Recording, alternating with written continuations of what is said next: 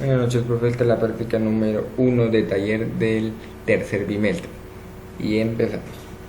En la primera serie nos dice: responde a las siguientes preguntas. ¿De qué materiales está construido un transistor? Está formado por la unión de materiales P y materiales N, según como estén ordenadas las capas del material semiconductor. Es que se le denomina NPN o PNP a las regiones que se forman por estos materiales: emisor, base y colector. Está construido de silicio. La segunda, el inciso B nos dice: ¿de qué palabras viene el nombre de transistor? Está compuesto de la unión de la palabra transferencia con la de resistor, de lo cual se puede deducir que el funcionamiento de un transistor se basa en la transferencia de energía por medio de variaciones de resistencia. El inciso C nos dice: mencione las regiones de las cuales puede operar el transistor. Puede operar de tres: región de corte, de saturación y región activa. La región de corte: en esta región el transistor se comporta como un interruptor abierto. En la región de saturación: en esta región el transistor se comporta como un interruptor cerrado. La región activa es también llamada región lineal. Es la región en donde el transistor se comporta como amplificador. Estas regiones las veremos en los siguientes circuitos.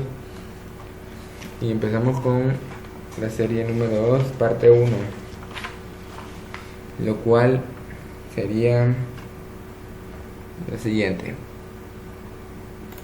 Muy bien, en este circuito estamos con un transistor PNP, que en el PNP es cuando la corriente está entrando, la flechita nos indica. Y el NPN es cuando la corriente está saliendo, también la flechita nos indica. Muy bien, está el transistor, los voltímetros, los miliamperios, la resistencia 100 ohms, la resistencia 820 ohms, un potenciómetro de 2.5K, dos interruptores, dos baterías, una 1.5 voltios y la otra de 6 voltios. Y empezamos. Nos dice: gire el wiper del potenciómetro RB1 hasta su máxima posición. Giraremos el wiper hasta su máxima posición y sería así. Giramos hasta su máxima posición.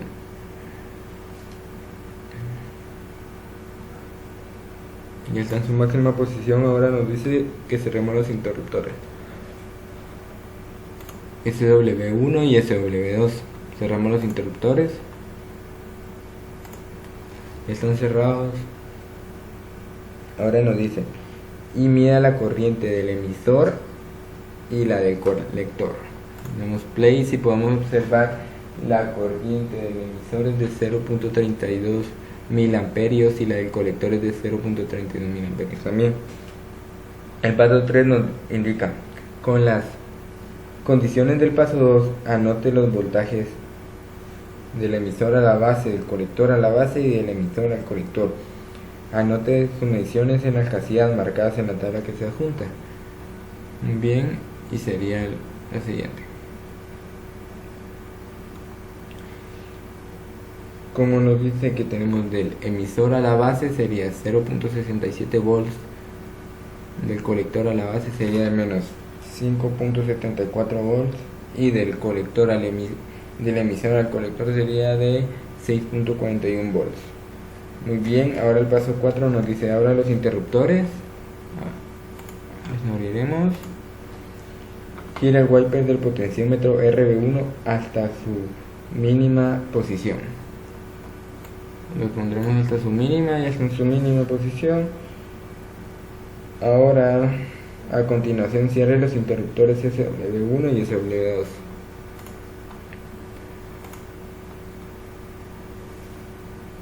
Y mida la corriente del emisor y la corriente del colector presente en los circuitos de emisor y colector. Anote las mediciones en las casillas dadas. Si podemos observar, la corriente de entrada del emisor es de 7.39 miliamperios y la del colector es de 7.30 miliamperios. En el paso 5 nos indica: con las condiciones del paso 4, anoten los voltajes del emisor a la base, el colector a la base y el emisor al colector. Anote sus mediciones en las casillas marcadas en la tabla que se adjunta. Muy bien, y sería la siguiente. Los voltajes serían así: del emisor a la base es de 0.76 voltios, del colector a la base es de menos 0.01 voltios, y del emisor al colector, del colector al emisor sería 0.77 voltios. Y este fue el paso 5. Ahora el paso 6 nos indica: ahora el interruptor SW2, anote el valor de los voltajes. Abrimos el interruptor y si podemos observar, el voltaje sería del emisor a la base 0.87 voltios, del colector a la base sería 0.86 voltios y del colector al emisor sería de 0.0 voltios. O sea, no tienen voltios. ¿Por qué? Porque como tenemos abierto el switch 2, esto hace que no pase corriente por aquí. Muy bien. Ahora tenemos que cerrar el switch 2 anotar el valor. Si podemos observar, fueron los mismos del paso 5 y sería así: del emisor a la base 0.76 voltios, del colector a la base menos 0.01 voltios y del emisor al colector sería 0.77 voltios. Repito, del emisor a la base 0.76 voltios, del colector a la base menos 0.01 voltios y del colector al emisor sería 0.77 voltios. Y esto fue la polarización de transistores para el transistor PNP. Ahora pasaremos al NPN, que sería de un transistor 2N3904. Y empezamos. Este transistor es un transistor NPN y está formado por los mismos componentes ya dados con el transistor PNP. Muy bien, comenzamos. Nos dicen: gira el wiper del potenciómetro hasta su máxima posición. Lo giramos hasta su máxima y hasta antes de su máxima, y nos dicen que tenemos que anotar la corriente que está del emisor y la del colector. Si podemos observar, la corriente del emisor es de 5.92 miliamperios y la del colector es de 1 miliamperio. Ahora el paso 3 nos dice: con las condiciones del paso 2, anote los voltajes del emisor a la base, del colector a la base y del emisor al colector. Anote sus mediciones en las casillas marcadas en la tabla que se adjunta. Si podemos observar, los voltajes del emisor a la base es de menos 1.15 volts, del colector a la base es de menos 1.11 volts y del colector al emisor, del emisor al colector es de 0.04 volts. Ahora nos dice el paso 4: abra los interruptores SW1 y SW2, gire el wiper del potenciómetro RB1 hasta su mínima posición. A continuación, cierre los interruptores SW1 y SW2 y mida la corriente del emisor y la corriente del colector. Lo haremos. Abriremos los interruptores, pondremos hasta su mínima posición, luego lo cerramos los interruptores y medimos la corriente. Sería la corriente del emisor 6.43 y la del colector sería de 6.40 miliamperios. Con las condiciones del paso 4, anote los voltajes del emisor a la base, del colector a la base y del colector al emisor, anotando las menciones en la casilla. Y sería así: sería del emisor a la base es de menos 0.73 voltios y del colector a la base 0.86 voltios, del emisor a la base menos 0.73 y del colector al emisor es de 1.59 voltios. Ahora nos dice que tenemos que abrir el interruptor SW2. Abrimos el interruptor y anotamos los valores. Si podemos observar, en este sería del emisor a la base es de menos 0.41 voltios, del colector a la base sería de 1.50 voltios y del colector al emisor sería de 1.91 voltios. Ahora tenemos que cerrar el interruptor y sería el colector a la base 0.86 voltios, del emisor a la base menos 0.73 voltios y del colector al emisor 1.59 voltios. Muy bien, terminamos esta serie y nos pasamos a la serie de la región de corte y la región de saturación. Muy bien, aquí está la región de corte y saturación. Este sería nuestro circuito, lo cual observamos que está formado por su fuente de voltaje de 12 voltios, un motor, el amperímetro, un voltímetro, un transistor, dos resistencias de 4.7 kilo ohms y 47 kilo ohms y su push button está aterrizado a tierra en la resistencia. Muy bien, comenzamos y contestamos las siguientes preguntas. Cuando el transistor se encuentra en corte, se puede ver como en circuito abierto. ¿Qué sucede con el motor y el voltaje? Observamos, aquí está en corte, está en circuito abierto, está presionando el push button. Con el motor se queda parado, no pasa corriente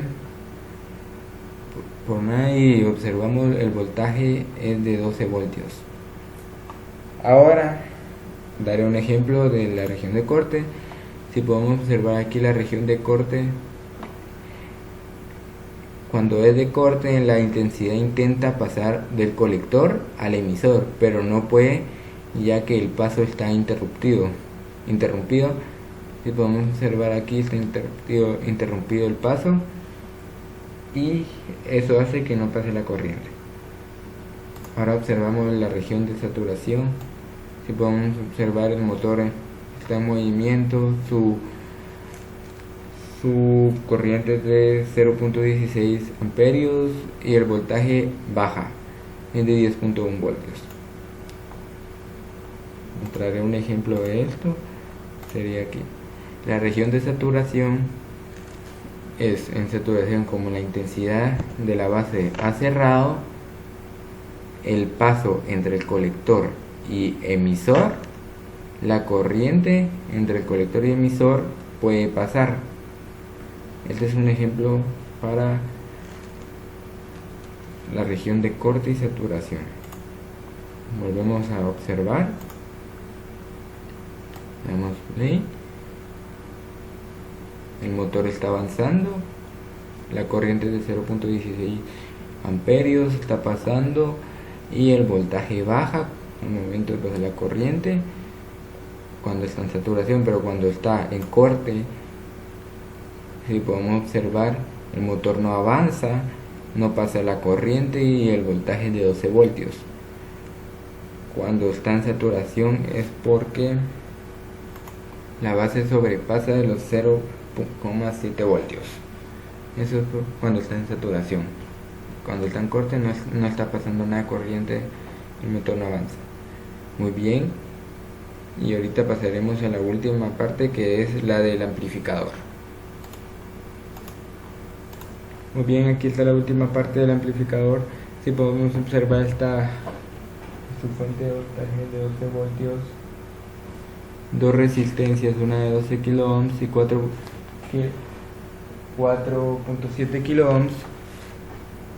Tenemos aquí su capacitor cerámico de 1 microfaradio, su transistor, un capacitor electrolítrico de 47 microfaradios, de 1 microfaradio, dos capacitores cerámicos de 1 microfaradio, dos resistencias, una de 2.2K y la otra de 1.2K, su generador de ondas y el osciloscopio.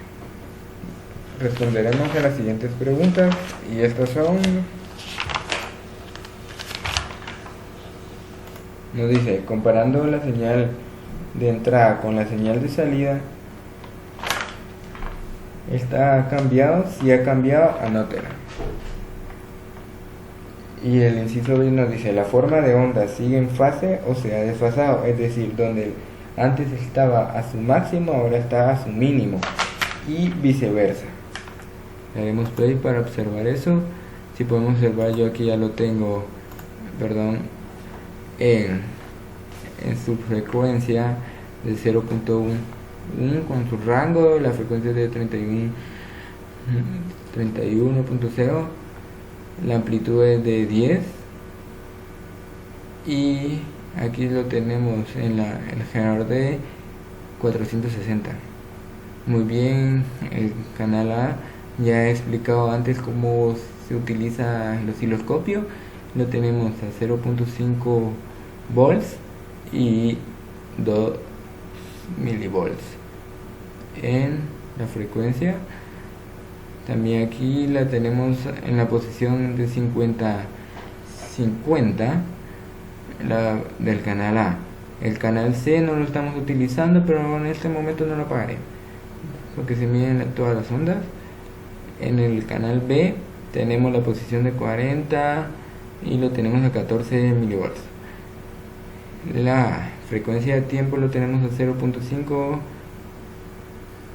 milisegundos y 0.5 microsegundos, y observamos la forma de onda. La posición aquí, se me olvidó decirle, perdón, es de menos 400. Observamos la forma de onda del canal A y del canal B. La forma de onda sigue en fase o se ha desfasado, es decir, donde antes está a su máximo, ahora está a su mínimo, y viceversa. Para mí esta está en desfase. ¿Por qué? Porque tienen diferencia entre fases. Si están desfasadas, no alcanzan el valor máximo, no pasan por la línea de cero, no están iguales. Al mismo tiempo, en cambio, si estuviera en fase, alcanzan su valor máximo, que sería la amplitud, al mismo tiempo, y pasa por cero también a la vez. Esto sería la respuesta del amplificador del circuito. Muy bien. Y también podemos observar aquí su carga del canal A es de 17.93 milisegundos y 1.98 voltios. Su descarga sería de 18.98 milisegundos y menos 2.48 voltios. El canal B es de 17 milisegundos y 15.40 milivoltios su carga, y la descarga es de 18.60. Nos acercaremos, perdón, 18.85 milisegundos y menos 12.60 milivoltios. Muy bien, esta ha sido la práctica número 1 de la tercer bimestre. Mi nombre es Luis Enrique Chungaldes y nos vemos hasta el próximo video. Gracias.